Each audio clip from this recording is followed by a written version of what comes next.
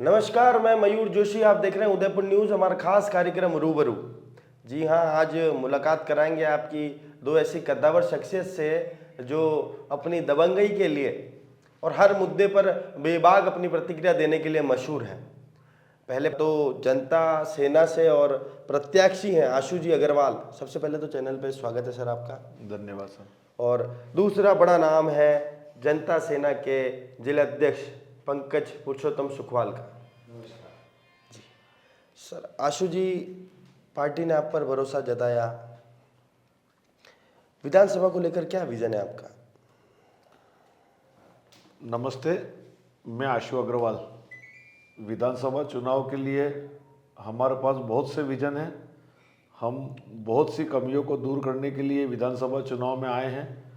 हम सड़क पर पिछले 5 सालों से जनता के लिए संघर्षरत हैं। सशक्त विपक्ष की भूमिका उदयपुर शहर में यदि किसी ने निभाई है तो वो केवल मात्र जनता सेना ने ही निभाई है। जनता के जो मुद्दे हैं, जो ग्राउंड लेवल के मुद्दे हैं, वहाँ से लेकर ऊपर तक की जनता से जुड़े हुए मुद्दे, जनता के हित के लिए हम इस चुनावी मैदान में आए हैं और पूरी ताकत के साथ आए हैं। जनता का पुरजोर हमें समर्थन मिल रहा है। हम विजय की ओर अग्रसर हैं।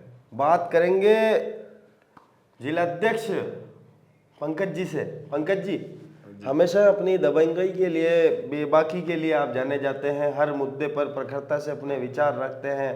भले सत्तारूढ़ बीजेपी हो या राज्य सरकार, कांग्रेस के खिलाफ हर बार मोर्चा आपने खोला, हर बार अपनी बात को आगे रखा।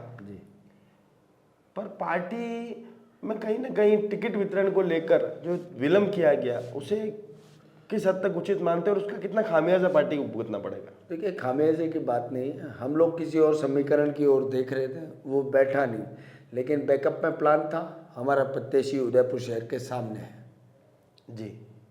और लगातार 5 वर्ष हमने पूरी ईमानदारी से, पूरी लगन से जनता से जुड़े हुए जो मुद्दे हैं, जनता की जो मूलभूत समस्याएं हैं, उनको उजागर किया। उनके लिए हम लड़े, चाहे सामने कितनी भी बड़ी ताकत रही हो, लेकिन हमने पूरी ईमानदारी, पूरी निष्ठा के साथ उदयपुर की बात करने का प्रयास किया, उदयपुर के मुद्दों पर लड़ने का प्रयास किया। और उदयपुर की जनता को भी पता है कि आज जनता सेना के नाम से ये लोग लगातार संघर्षरत रहे हैं और हमें इस बार ये पूरा भरोसा है कि उदयपुर की जनता हमें आशीर्वाद देगी।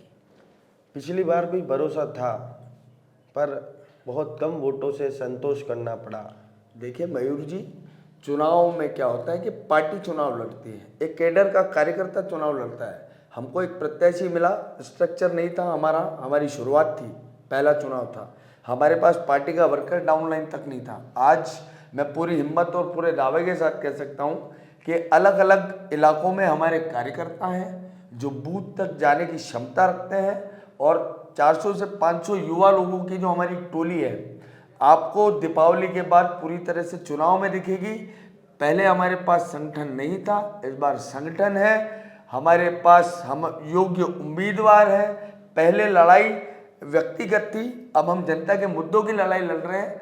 फर्क बहुत बड़ा है। उदयपुर की जनता पिछले 27 साल के कुशासन का जवाब देने का मन बना के बैठी है और विकल्प के इंतजार में हर बार ये लोग इधर उधर हो जाते हैं वोट। लेकिन इस बार जो उदयपुर की ओरिजिनल, उदयपुर का जो बेटा जब सड़क पर चलता है, उसको कमियां दिखती है, वो हमारे प्रत्याशी को वोट देगा और उसके मन को हमको जगाना है।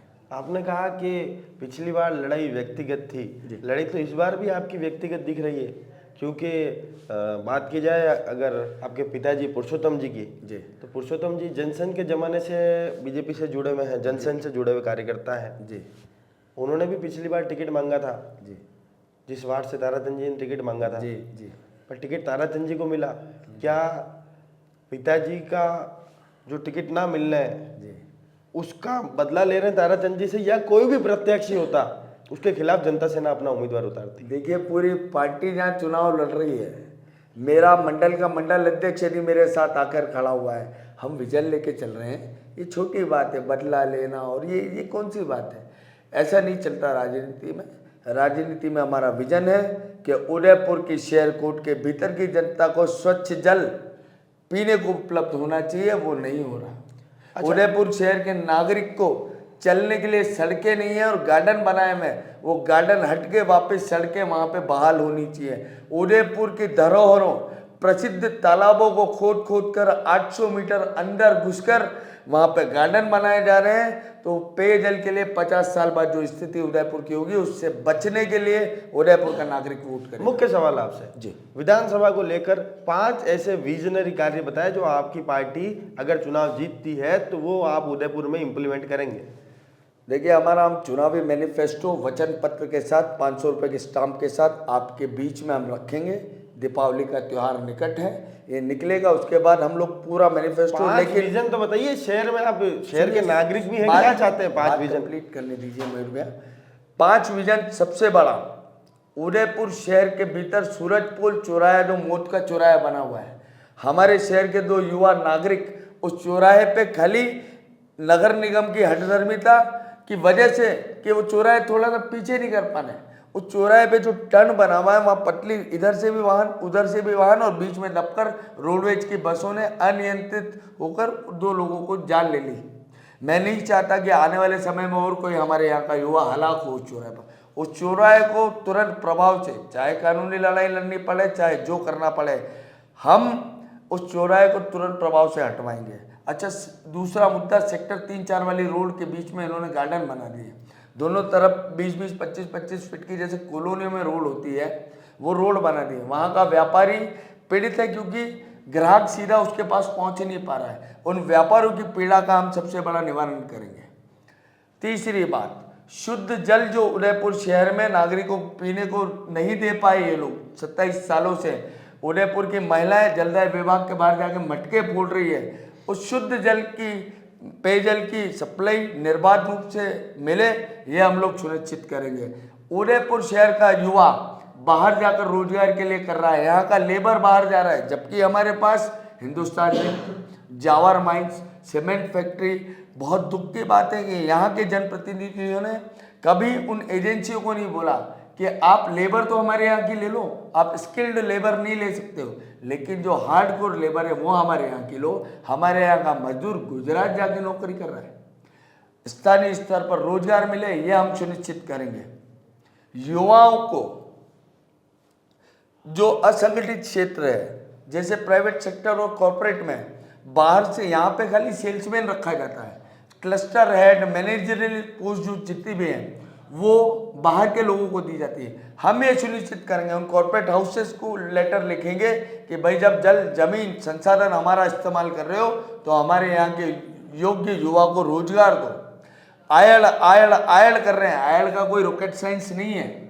दोनों तरफ से जहाँ अतिक्रमण है उसको चिन्हित किया जाए।